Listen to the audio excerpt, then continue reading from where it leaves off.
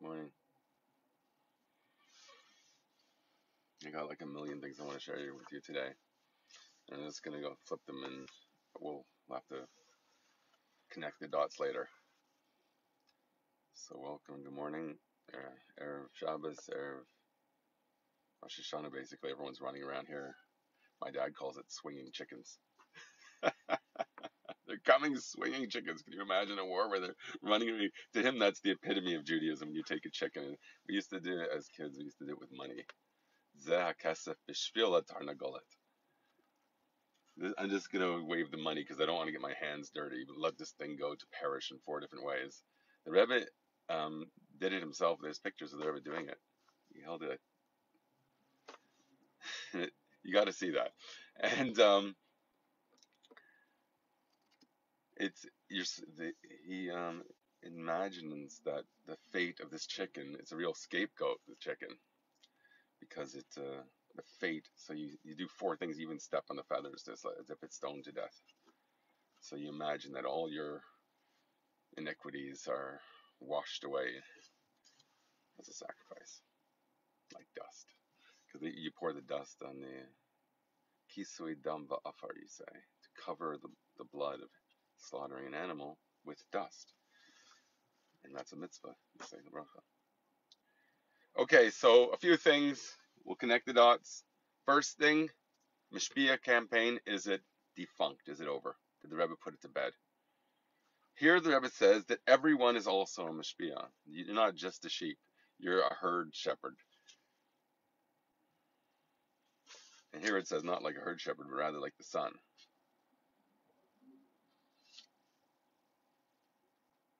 And the proof of this is what it says in Malachi. It says in connection to the Geula, it says, he will return the heart of the father to the children and the heart of the children to the father. Or plural fathers. That's how we know that everyone's a mishpia. Welcome, thank you. Good to see you. That's how we know that everyone's supposed to be a light, a sun unto themselves, because it says that the fathers are going to return to their children too. You're going to see a value in your children that's going to inspire you like never before. So, but my point here has to do, it's not more of a parenting tip, it's more of a sheep herding advice. Be the shepherd. Okay? Everyone is also mishpia. The Rebbe encourages us to know that. Okay, that's one thing that caught my eye, and then we're just going to go to a completely different topic. One thing I think I have to read. Shabbat Shalom to you too. Amen. Shana Tova. Shabbat Shalom.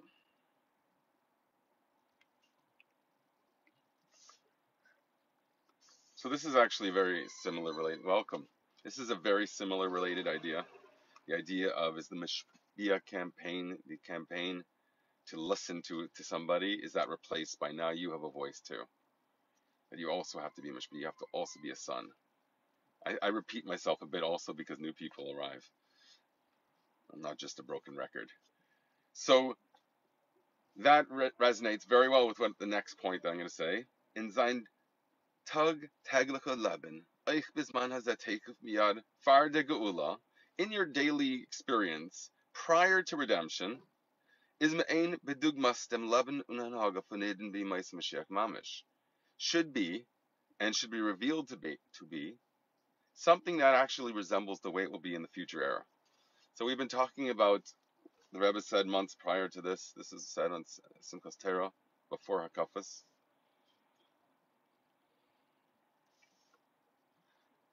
We've been talking about how the Rebbe claims that now the time of reward has begun. After thousands of years of suffering, we're finally getting to cash in on all that effort. So here the Rebbe says clearly that prior to redemption, we're going to have to live that way now. Okay, it's something that I'm trying to drive into your heads repeatedly. But it goes really cool with this other thing that I found. I'm just flipping around basically in the last things I've been learning for the past few weeks. Kolaimar lifnei atchias amesim l'chol bnei Yisrael ma she'enkim tzadikim shekamim tchila b'tchilas yimais Mashiach. So we've been saying how long, and it's all the signs are pointing to this in very overtly, that the world is transforming at a rapid pace now, because we're preparing for a transition for something that's completely different. It's called a new heavens and a new earth. It's a radical change in not the world's function, but so much as how we relate to that. The mind is this era. So the perfection of the mind is when the body is perfect. That's called Tchias HaMeisim. The resurrection of the dead does not have to be seen as some kind of magic wand experience where everyone's going to be cloned.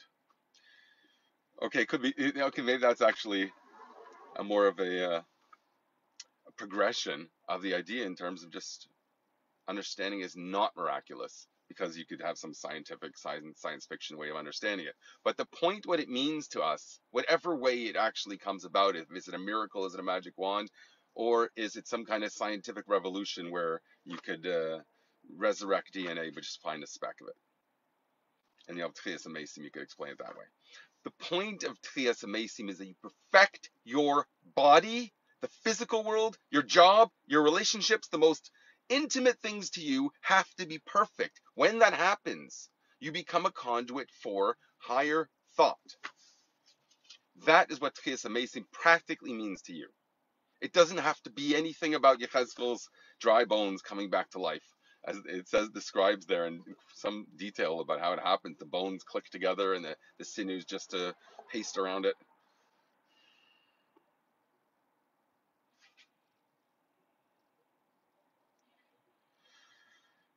My point here is, if we are so expectant of a new era, what things have to happen in the beginning of that? What are the signposts along the way to help us cue in to where to keep your attention? Where is the focus? Who is creating the frame on our? I know people speak about this disease, this plague. That's all they talk about. Do you know how harmful that is for you? It is so, even if it's true, it's very harmful. You got to be the Neo when you're blasting the guys and totally be Zen, because it's not about the war. It's about your internal transformation. So that model of this removed, you have to get Keanu Reeves to play this completely remote person that he's more like a robot than the Messiah, than the robot himself. What's his name? Smith. Neo's even more cold than Smith. Smith has some passion. Neo's completely placid, and he just shoots them up better than anybody else, with karate thrown into. And a cool, long trench coat to go with it, to take the Breakfast Club right up to conquering. They were such vulnerable kids in the Breakfast Club.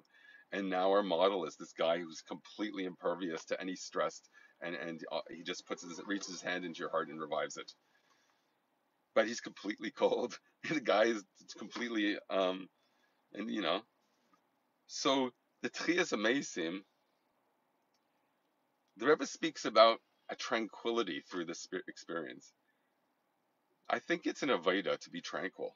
It's something you have to work on to know where your focus is, know what to care about. The little pieces will fall into place. And if you pay $5 extra interest because you didn't get it there on time, that's part of the whole transaction. See your parking tickets as a general parking expense, not like some offense you didn't let yourself down. It happens. Just don't ever go in front of a fire hydrant. Okay, that's another point. Just jumping around a bit, and maybe one more thing.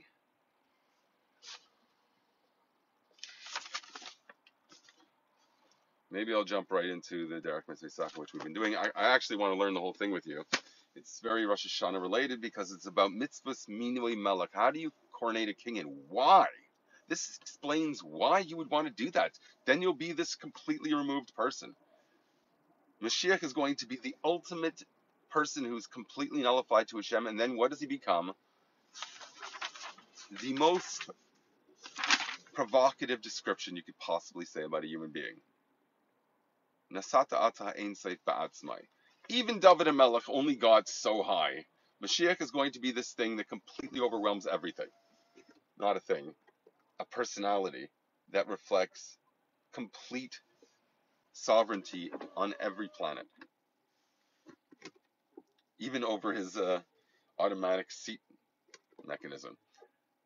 Probably doesn't happen to Mashiach himself. David HaMelech was the embodiment of a Malchus of Atzilus. The end of this says, Malchus de Ein Sof. The Mashiach is Malchus of Ein Sof. So there's an infinity itself that expresses itself in some desire to be king. That kingship is, by definition, the only possible, perfectly benevolent kingdom or authority in the world, because it's the creator itself. It's you in your Godhead, the one who decided to go on this life's journey, because it was your choice to enter this war, Rebbe says.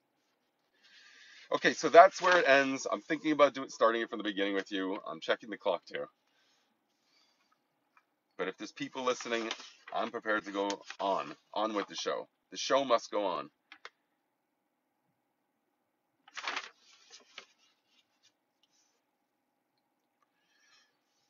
I'm trying to think how much I can just summarize this. So should we do it inside? It's a fun mimer. It gets very mystical when it talks about what Adam gives to David, 70 years, and what the Avos give. I wrote down the three groups. It's Avram, Yaakov, and Yosef. Those are the three people who give 5 years from Abraham, 28 years from Yaakov, the Kayach, and 37. 5 is the 5 gateways to your experience, the 5 senses, and the eyes, the ears, and Reish HaGbi, I think they call it. Reish HaGid, I forget what they call it. Reish HaAver, I can't remember. Anyways, so it's a Rashi. So you have the 5 gateways to the world. Avram gives, Yaakov gives 28. That's not the spin that is given in this mimer. It gives a different spin to it. It's more benevolence. The 5 attributes of kindness. That's what Avram gives to David HaMelech, King David.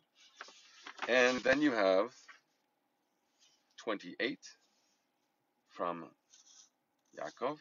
Yaakov gives 28 years, the Kayach, and Yosef gives 37 years. And it's very complicated how we break it down. But relevantly to this conversation, it says that Yosef, the one who gives the most years to David, is Yisoid of Zeranpin, Tzadik Elyon. There's something called supernal righteousness. That is embodied in Yosef. Why? Because he withstands the test that's most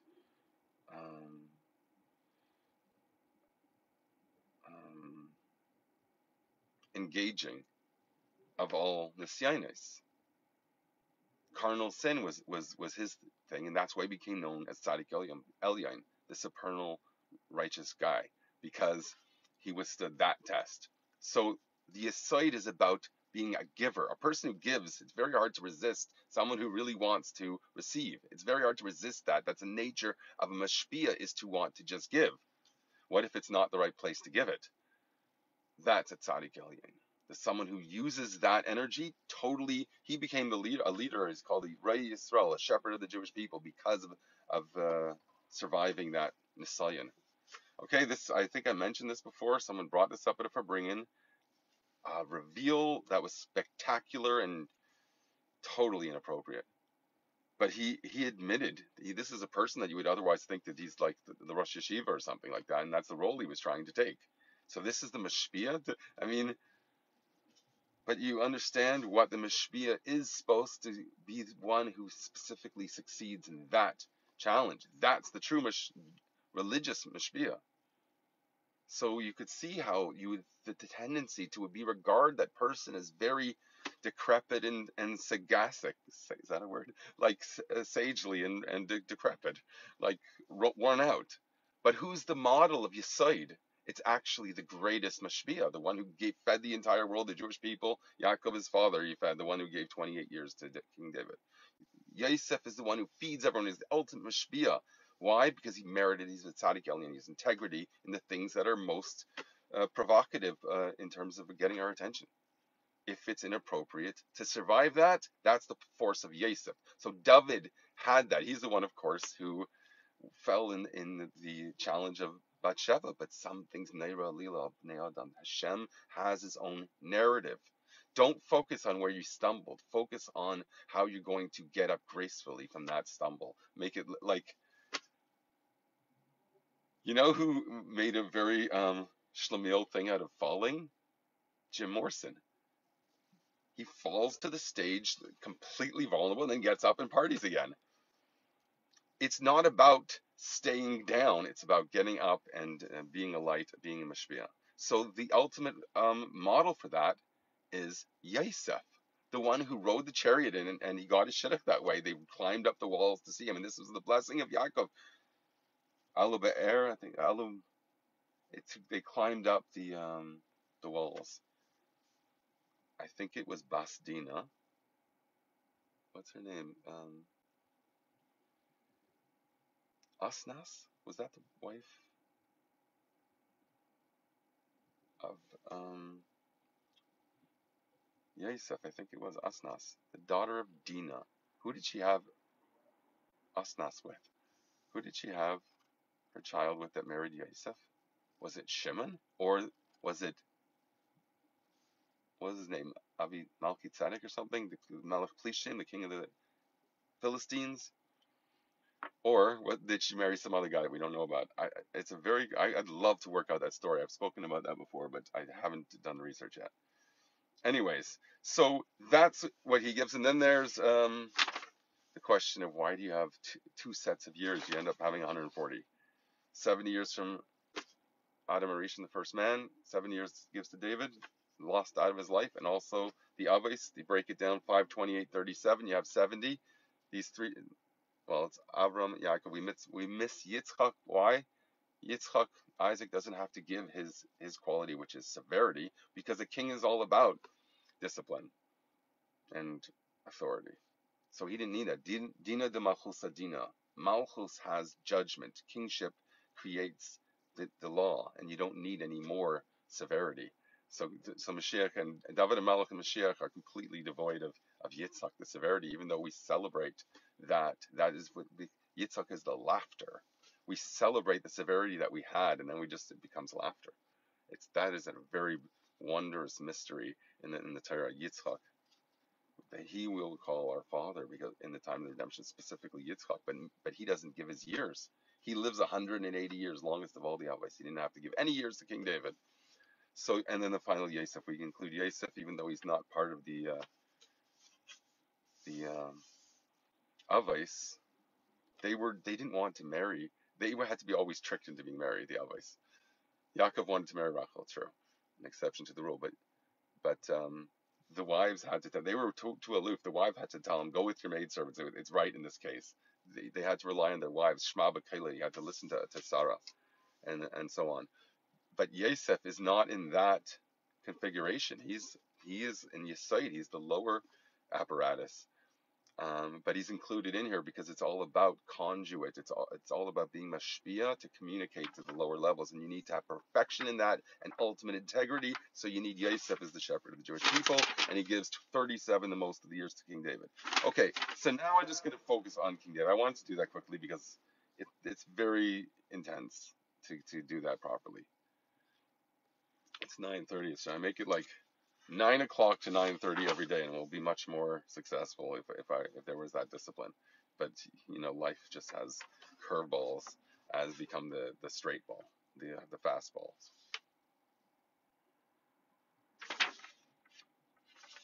Maybe we'll save King David for tomorrow, and then for tonight rather, Shabbos. We could do King David, and then we'll also do Mashiach. What is David lacking that Mashiach is going to perfect?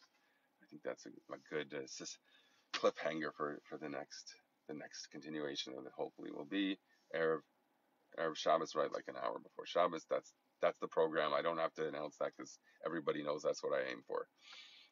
So I'm sorry I can't, like, it's very hard for me these days to be able to answer individual messages. I'm paying much more attention to the board because it's just a public forum, and therefore it's just my job. That's what I do. That's what I do. So if you want to get my attention, it's much better there. I give that priority over individual messages, even though you can argue the other way too. But that's just by force. So talk about ideas. I think that's where the answers are anyways. It doesn't have to be about like how many shares of something do I buy. Get into the mode of just, that is where you have to have the Zen in the battle of life. You're not really there. You're doing everything you have to do, but where you are, it's a dance of you and Bestie, you and God. Enjoy a good Erev Shabbos, and hope to see you soon.